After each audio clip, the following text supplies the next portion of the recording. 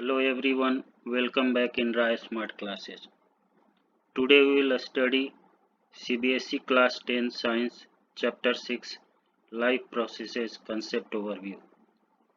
In this session, we will learn Introduction to Respiration, Respiration in Humans, Human Respiratory System, what is cellular respiration, respiration in lower animals and plants.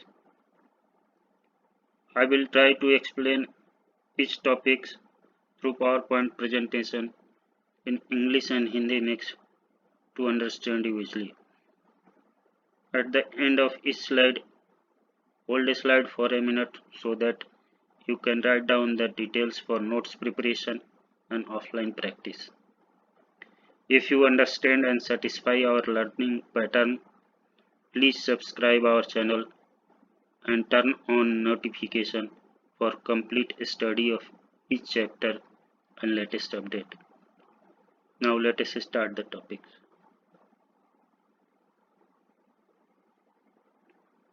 Respiration. Respiration क्या? Respiration broadly means exchange of gases. Respiration का मतलब श्वसन, मतलब जो gas का exchange होता है, इनहाल करते हैं, छोड़ते हैं. Animal and plants have different means of exchange of gases. Animals और plants जो है different means अलग अलग तरह से गैस का एक्सचेंज करते हैं. At a cellular level, respiration means the burning of food for generating the energy need for other life processes. Cellular अगर लेवल पे देखा जाए तो रेस्पिरेशन का क्या काम है? फूड को बर्न करना जिससे कि एनर्जी जनरेट होता है जो हमारे अदर लाइफ प्रोसेस में जहाँ एनर्जी की ज़रूरत है हमें लाइफ सर्वाइव करने के लिए, उसको मदद करता है. सेलुलर रेस्पिरेशन में take place in the presence of oxygen और absence of oxygen. Cellular respiration दोनों ही तरह से काम करता है, इन प्रेजेंस ऑफ ऑक्सीजन भी और इन absence ऑफ ऑक्सीजन भी. तो रेस्पिरेशन मीन्स कि एक्सचेंज ऑफ गैसेस, कैसे हम गैस मतलब सांस लेते हैं और छोड़ते हैं, जो that is exchange of gases. जैसे कि हम फूड लेते हैं, फूड से हम ग्लूकोज लेते हैं, ऑक्सीजन के प्रेजेंस, मैंने कहा ना कि cellular respiration in presence of oxygen और absence ऑफ. जैसे कि यहाँ पे हमने फूड लिया, उससे जो ग्लूकोज ऑक्सीजन की एडिशन हो रही है, तो हमें जो उससे एनर्जी मिलती है जो हमारे को, जो हमारी एक्टिविटीज हैं उससे उसके लिए ज़रूरत है, और कार्बन डाइऑक्साइड और वाटर छोड़ देता है. That is the respiration.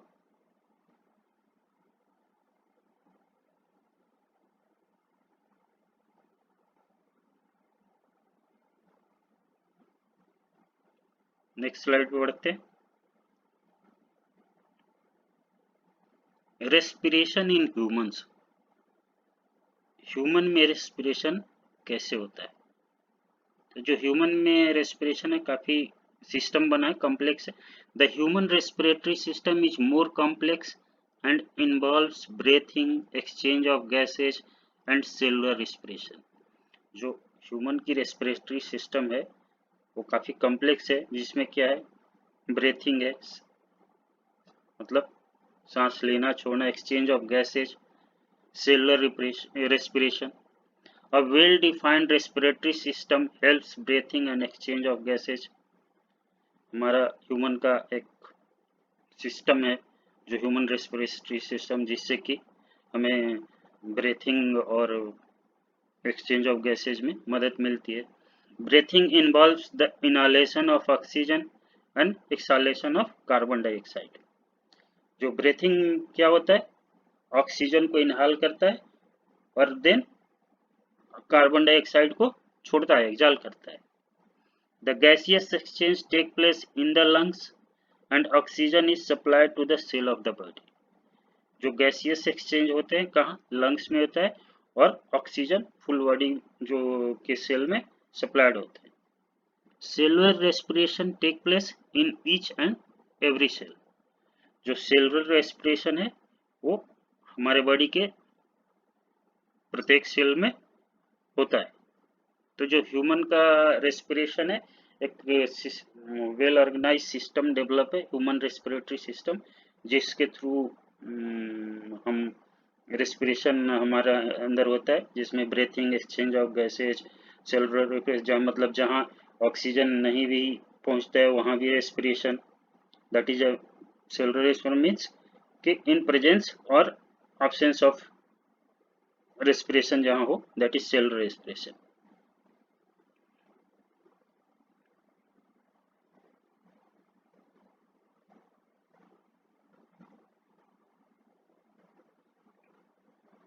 Next slide पे बढ़ते हैं।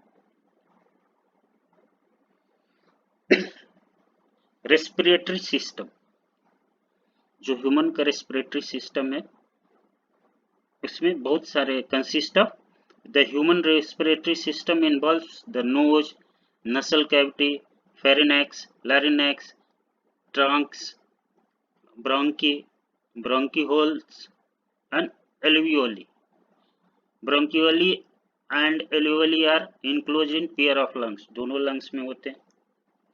The rib cage, muscles associated with the rib cage and diaphragm all help in inhalation and exhalation of gas। जो हमारा रिब और उससे मसल्स जो एसोसिएटेड हैं डायफ्राम से, उससे क्या हमें इनहाल करने में और गैस को एक्सहाल करने में मदद मिलता है। Exchange of gases takes place between the alveolar surface and surrounding blood vessels. Alveoli provides a large surface area for exchange of gases. जो एल्वियोली है वो क्या है, ज़्यादा सरफेस एरिया प्रोवाइड करता है जहाँ पर लंग्स में होता है। एल्वियोली कहाँ, लंग्स में, तो सरफेस एरिया ज़्यादा होता है जहाँ एक्सचेंज गैस के टेक्स प्लेस होता है। तो जो ह्यूमन का रेस्पिरेटरी सिस्टम है उसमें knows, nasal cavity, pharynx, लैरिनेक्स, trunk, ये सारे की मदद से रेस्पिरेशन होता है। नेक्स्ट में हम डायग्राम देखते हैं, नेक्स्ट समझते हैं उससे। जैसे ही ह्यूमन रेस्पिरेटरी सिस्टम है, तो ये क्या है, साइनोइडल साइनस, ये फ्रंटल साइनस, ये यहाँ पे क्या है, नजल कोंक, ये हमारा नोज, दैट इज ए नसल कैविटी, ये फेरिनेक्स और ये लैरिनेक्स, ये ट्रंक बायोनली, ये ब्रोंकस, ये ब्रोंकियल्स। ब्रोंकियल्स क्या है, सबसे छोटा पार्ट होता है। ये लेफ्ट लंग, यहाँ क्या है, alveoli, right lungs, that is a diaphragm. ये कंप्लीट जो सिस्टम है ह्यूमन का, इससे हम हमारा रेस्पिरेशन होता है। तो ह्यूमन का रेस्पिरेशन सिस्टम जो है काफ़ी कॉम्प्लेक्स है और बहुत सारे ग्रुप से होके होता है, दैट इज ये सारे कैविटीज और ये इन्वॉल्व होते हैं, तो काफ़ी कॉम्प्लेक्स तरीके से होता है, एकदम ऑर्गेनाइज्ड है, that is organized human respiratory system. Next slide.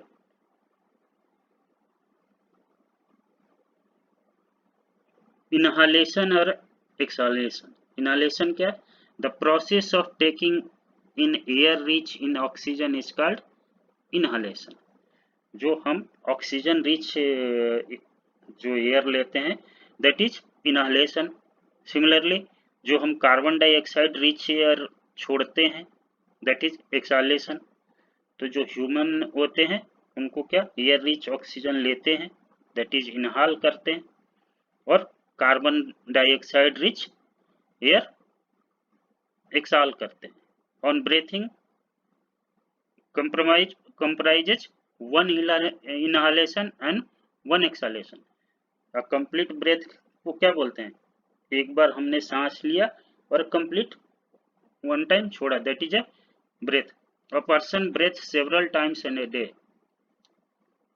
एक पर्सन दिन भर में कई बार हम सांस लेते हैं छोड़ते हैं, ये पूरी प्रक्रिया चलती रहती है।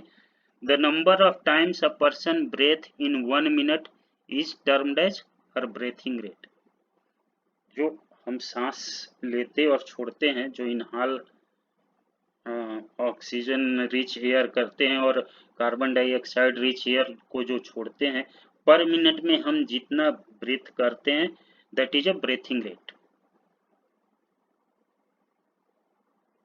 जैसे कि ये क्या, यहाँ एयर एक्सहालेशन हो रहा है, यहाँ इनहालेशन हो रहा है, तो यहाँ ऑक्सीजन रिच अंदर गया और फिर कार्बन डाइऑक्साइड रिच एयर यहाँ से बाहर हो जाता है।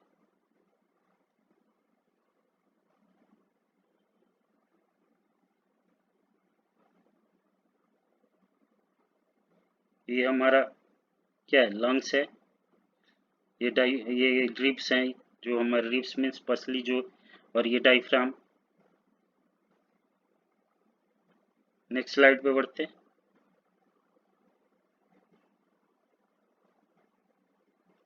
What is cellular respiration? Cellular respiration मतलब कि कोशिकीय जो होता है, सेलुलर मीन्स कोशिकीय। Cellular respiration is a set of metabolic process. जो सेलुलर रेस्पिरेशन है, श्वसन की जो प्रक्रिया होती है सेलुलर, वो क्या एक मेटाबॉलिक प्रोसेस है। मेटाबॉलिक प्रोसेस मतलब मेटाबॉलिक मीन्स कि जो हम फूड लेते हैं उससे जो ऑक्सीजन मिलके या विदाउट ऑक्सीजन जो प्रोसेस होता है, जो एनर्जी में कन्वर्ट होता है, that is a set of metabolic process. तो cellular respiration is a set of metabolic process. The cells break down the glucose molecule to convert its stored biochemical energy into energy coin। जो क्या करता है, जो cell क्या करता है, glucose जो हम फूड से ग्लूकोज हम लेते और फूड में जो ग्लूकोज है जिससे कि ग्लूकोज आता है, उसको एनर्जी में स्टोर्ड बायो के जो उसके अंदर है एनर्जी में कन्वर्ट करता है into energy quant, ATP. Adeno, ATP means adenosine triphosphate. एक इसको क्या बोलते हैं, एनर्जी करेंसी बोलते हैं, सेल का एनर्जी करेंसी बोलते हैं। तो एटीपी में कन्वर्ट होता है। It occurs within the cell of all living organism. ये सारे लिविंग ऑर्गेनिज्म के सेल्स में अकर्स होता है। Includes both prokaryotes and eukaryotes, दोनों में। मतलब cellular respiration is categorized as an oxidative process because an electron donor is oxidize here. सेलुलर रेस्पिरेशन एक तरह का ऑक्सीडेटिव प्रोसेस है क्योंकि इसमें इलेक्ट्रॉन का donor and oxygen gets reduce to produce carbon dioxide and energy and water. Oxygen क्या होता है, रिड्यूस हो जाता है, ऑक्सीजन ग्लूकोज से मिलकर रिड्यूस हो जाता है, तो carbon dioxide water and energy में कन्वर्ट हो जाता है। So this the vital process and providing all the energy to maintain life. Water और कार्बन डाइऑक्साइड बाहर हो गया, जो हमें एनर्जी चाहिए, जो हमारे लाइफ प्रोसेस के लिए कंटिन्यूअस जो सेल्स के लिए चाहिए, वो प्रोवाइड करते हैं। तो cellular respiration occurs in every living cell. जो सेलुलर रेस्पिरेशन है वो सारे ही लिविंग सेल में होते हैं। In prokaryotes it is carried out in the cell cytoplasm. जो प्रोकैरियोट्स होते हैं उसमें कहाँ होता है, साइटोप्लाज्म में होता है। वेयर यूकैरियोट्स में it begins in cytosol and get completed in mitochondria. ये इट बिगिंस इन साइटोसोल में शुरू होता है और कंप्लीट होता है मिटोकॉन्ड्रिया में। At it does not require sunlight, it continue to occur during a day at night. तो cellular respiration every living cell में होता है। सेलुलर रेस्पिरेशन में एक कई तरह मेटाबॉलिक प्रोसेस, मतलब जो ग्लूकोज है उसको कन्वर्ट करके एनर्जी सेल में जिसको एटीपी बोलते हैं, जो हमारे लाइफ प्रोसेस के लिए जरूरी है, उसमें कन्वर्ट करता है। Every living organism within cell already ये प्रोसेस होता है। तो सेलुलर रेस्पिरेशन मेनली दो तरह के होते हैं, एक depend on oxygen that is aerobic respiration, और एक without oxygen, absence of oxygen, anaerobic respiration। तो cellular respiration is of two main types depending on oxygen usage। जहाँ ऑक्सीजन की यूज होती है उसको क्या बोलते हैं, एरोबिक रेस्पिरेशन। जहाँ इन absence of ऑक्सीजन उसको एनारोबिक रेस्पिरेशन।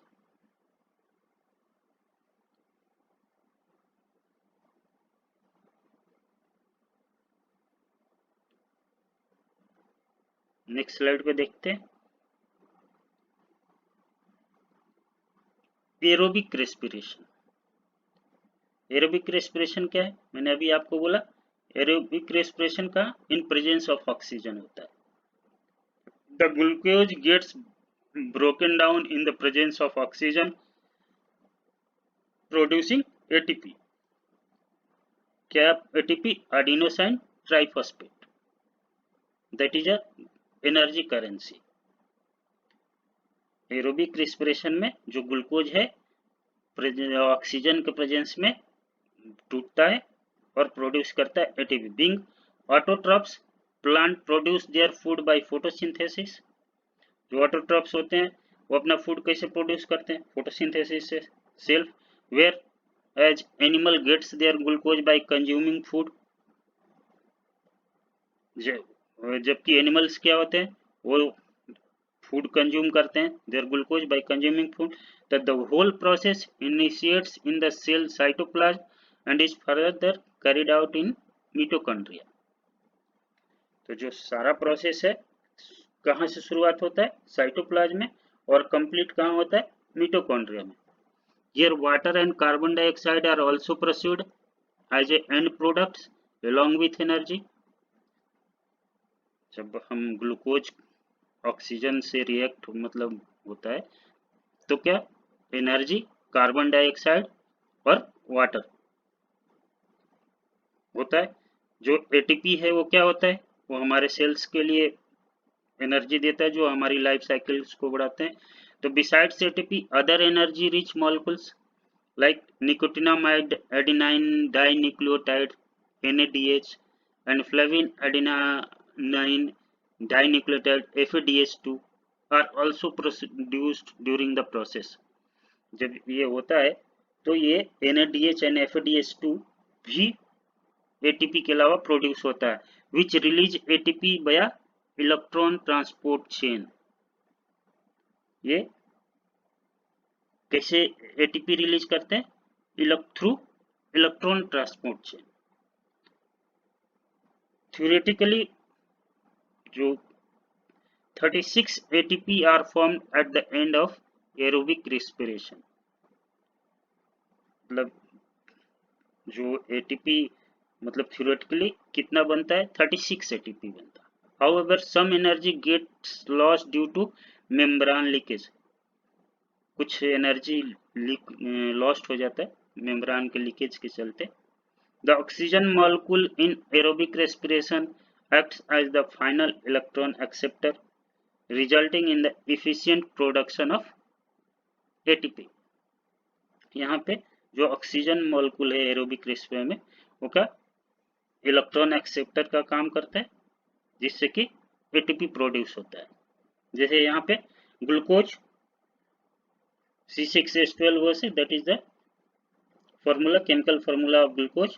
यहाँ ऑक्सीजन जब से मिलता है इन प्रेजेंस ऑफ ऑक्सीजन तो हमें क्या, ये carbon dioxide, water and ATP, that is theoretically कितने एटीपी देता है, 36 एटीपी।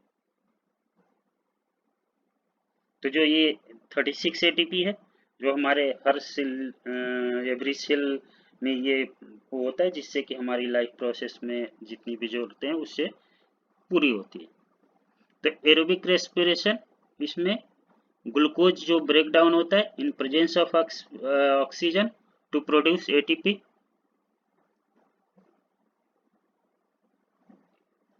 एंड प्रोडक्ट जो एटीपी है उसके साथ वाटर और carbon dioxide also produced.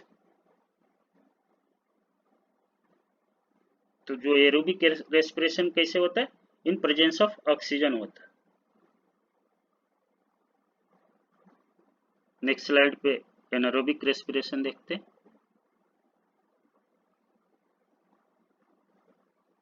Anaerobic respiration. This type of cellular respiration occurs in absence of free oxygen, producing acid or alcohol as the end product. क्या होता है, इस जो एनारोबिक रेस्पिरेशन होता है ये वहाँ आकर होता है जहाँ फ्री ऑक्सीजन के absence में, producing acid or alcohol as end product. Though it release only 2 ATP, it occur more quickly than aerobic respiration. ये क्या करता है, रिलीज सिर्फ 2 ATP रिलीज करता है। It is commonly found in prokaryotes residing in low oxygen environment like deep sea surface, जहाँ मतलब गहरे समुद्र में जो रहते हैं जहाँ की ऑक्सीजन की बहुत कमी होती है, वहाँ पे मोस्टली एनारोबिक respiration होता है। Unlike aerobic respiration, here ion like sulfate or nitrate act as the final electron acceptor। जैसे कि एरोबिक एक्सपिरेशन में क्या है, जो फ्री ऑक्सीजन है इलेक्ट्रॉन है, यहाँ पे तो ऑक्सीजन नहीं है, तो यहाँ सल्फेट जो आयन है सल्फेट नाइट्रेट ये इलेक्ट्रॉन एक्सेप्टर है। The process occur in the cell cytoplasm as the enzyme required for the process are present there. जैसे कि यहाँ ग्लूकोज एंजाइम्स होते हैं, एंजाइम के थ्रू प्रोसेस होता है, तो alcohol ethyl alcohol carbon dioxide और 2 ATP, that is anaerobic respiration. तो एनारोबिक रेस्पिरेशन कहाँ होता है, जहाँ पे फ्री ऑक्सीजन नहीं होता है। बाई एंड प्रोडक्ट क्या, एसिड और अल्कोहल एंड प्रोडक्ट है ये, they only release 2 ATP। Fermentation is also another way to break down glucose. Fermentation भी एनारोबिक प्रोसेस ही है जिससे कि ग्लूकोज को ब्रेक डाउन करता है। The 2 type of fermentation, 2 type का, जैसे कि lactic acid fermentation. Lactic acid fermentation और lactate fermentation is an anaerobic process in which one glucose molecule splits into 2 lactic acid molecules। Lactic acid fermentation जो है ये भी एनारोबिक प्रोसेस है। यहाँ पे क्या है, एक ग्लूकोज मॉलिक्यूल टूट के 2 लैक्टिक एसिड मॉलिक्यूल में विभक्त है। It occurs in the cytoplasm of the cell. Here NADH nicotinamide adenine dihydrate transfers its electrons directly to pyruvate, generate lactate as a byproduct.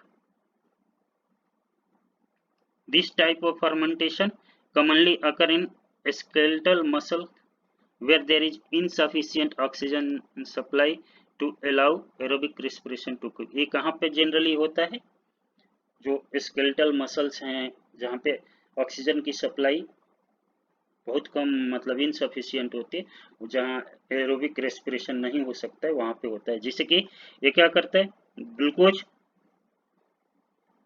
ATP 2 ADP inorganic phosphate लेता है, तो क्या 2 lactate molecules और 2 ATP देता है, that is a lactic acid fermentation.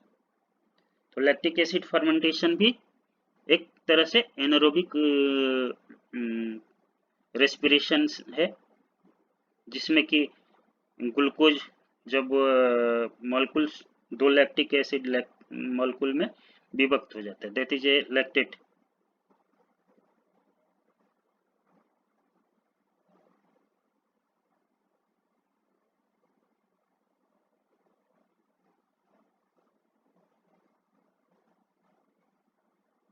Next slide पे देखते हैं अल्कोहलिक फर्मेंटेशन।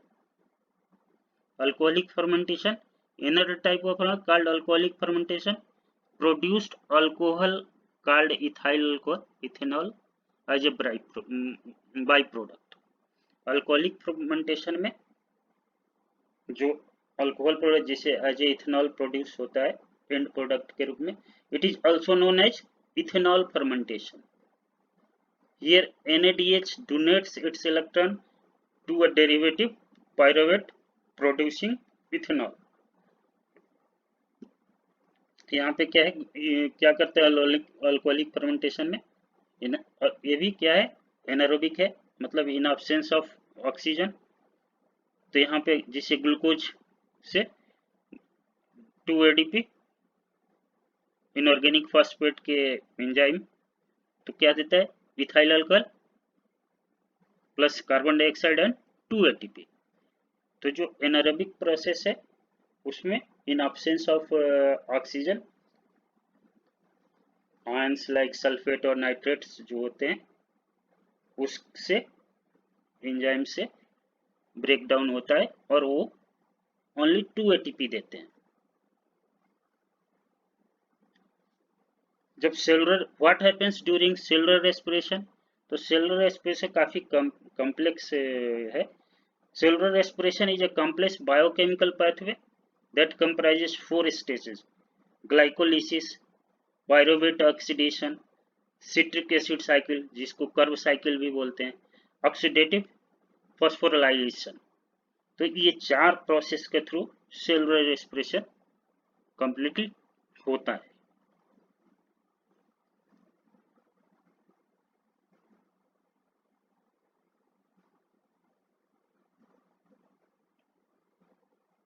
जैसे कि अभी हम डायग्राम देखते हैं इसमें, नेक्स्ट स्लाइड पे समझते हैं उससे। जैसे कि सेलुलर रेस्पिरेशन डायग्राम, यहाँ ग्लाइकोलाइसिस ग्लूकोज का जो पाइवरेट में कन्वर्ट होता है, तो यहाँ पे दोनों ही एरोबिक और एनारोबिक रेस्पिरेशन दोनों ही में यहाँ 2 ATP दे रहा है। यहाँ पे दोनों ही प्रोसेस होता है, दैट इज ए साइटोसोल। और ये क्या मिटोकॉन्ड्रिया का पूरा इसमें ओनली कब होता है, जब सिर्फ एरोबिक रेस्पिरेशन में जहां ऑक्सीजन प्रेजेंट होता है, इन प्रेजेंस ऑफ ऑक्सीजन। और ये यहाँ पे दोनों में ही प्रेजेंस और एब्सेंस दोनों ही केस में, मतलब एरोबिक और एनारोबिक दोनों ही रेस्पिरेशन में ग्लूकोज यहाँ 2 पाइरुवेट 2 ATP देता है। और जब ये मिटोकॉन्ड्रिया में जाता है तो कंप्लीटली कितने 36 ATP देता है, मतलब 32 2 34 एंड 2 36। तो जब यहाँ से जाता है तो पाइरुवेट ऑक्सीडेशन होता है, यहीं से ये कार्ब साइकिल जिसको सिट्रिक एसिड साइकिल भी बोलते हैं, तो ये कंप्लीट होता है मिटोकॉन्ड्रिया में। Oxidative phosphorylation in presence of oxygen, तो इनिशिएट साइटोसेल होता है कंप्लीट एरोबिक रेस्पिरेशन में। मिटोकॉन्ड्रिया कंप्लीट यहाँ पे अब CO2 और वाटर छोड़ देता है, और जो एनर्जी लिया उससे हमारे पूरी जो सेल है, एवरी सेल जिसको लाइफ साइकिल में जो भी जरूरत है वो उससे पूरा होता है।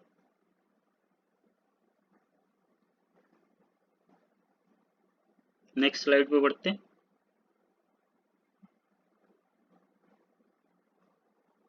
रेस्पिरेशन इन लोअर एनिमल्स, तो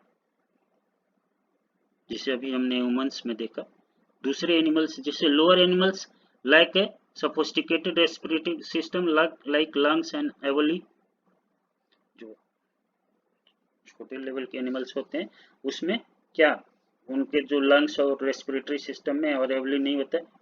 तो respiration in them takes place by simple exchange mechanism, इनके अंदर जो रेस्पिरेशन होता है सिंपल एक्सचेंज मैकेनिज्म, जैसे कि animals like earthworm takes in gases through their skin, जो अर्थवर्म होते हैं वो कैसे गैस का लेते हैं through skin. Fishes have gills for gaseous exchange, जो फिशेज हैं उनमें गिल्स होते हैं जो इसके थ्रू गैसियस एक्सचेंज होता है। Insects have tracheal system which is a network of tubes through which air circulates and gas exchange take place।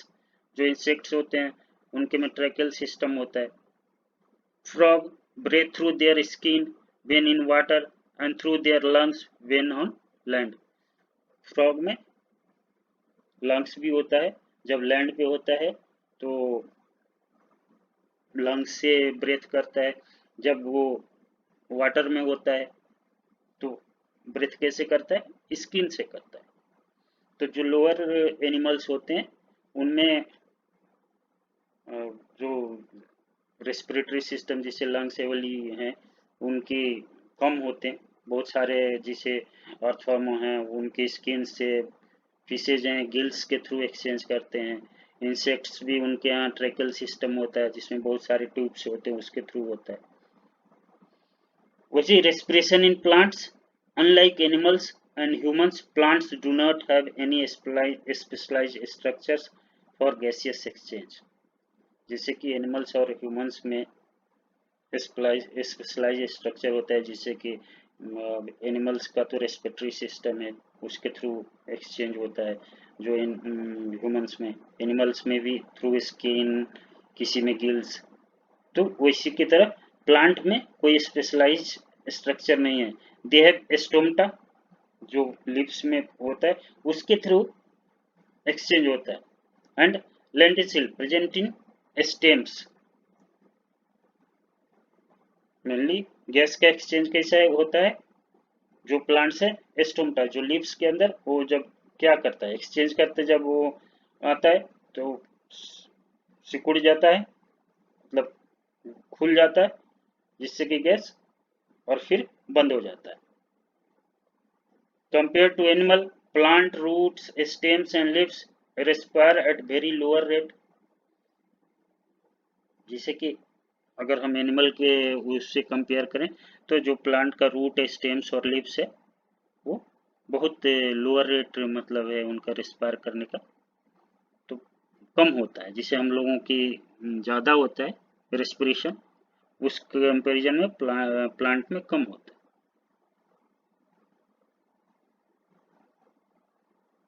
तो आज हम इस सेशन को यहीं समाप्त करते हैं और उम्मीद करते हैं कि आप रेस्पिरेशन को समझे होंगे, और एक दो बार आप अगर प्रैक्टिस करेंगे तो और अच्छी तरह से समझ जाएंगे। आज यहीं समाप्त करते हैं, इससे आगे नेक्स्ट सेशन में पढ़ेंगे। Thank you.